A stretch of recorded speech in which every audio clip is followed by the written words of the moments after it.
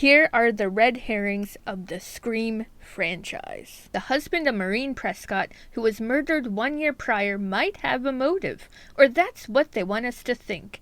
Neil tells Sydney that he's leaving town and won't be home for a few days. So while the murders occur, Neil is missing, either the culprit or another victim.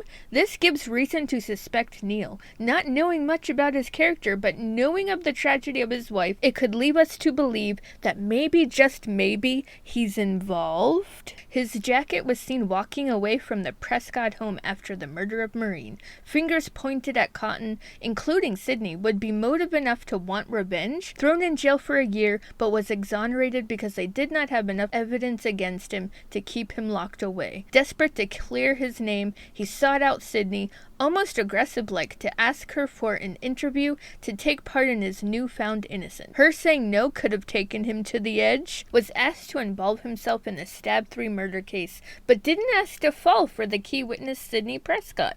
Perhaps obsessed with her, he ransacks her files and everything associated with her. Tries to find a way to get her out of hiding. He murders Cotton, knowing that she would run to longtime friend Dewey, who was assisting the detective with this case. The scene where she comes out of the shadows and talks to Sydney about the play, Peter Pan, is where she started to look suspicious. Her almost whispering, "You don't remember me, do you?" Almost like she wanted Sydney's attention, almost envious of her. She looks up to her almost, but it's all shattered when Sydney fails to recall Judy back then. Trying so hard to get close to Dewey, wanting his position, she could have come up with the idea of becoming the next Ghostface, to later solve it, making her not only the hero, but also to become the next sheriff? Revealed to be Billy Loomis's daughter. That alone would be enough to bring anyone to the brink of madness.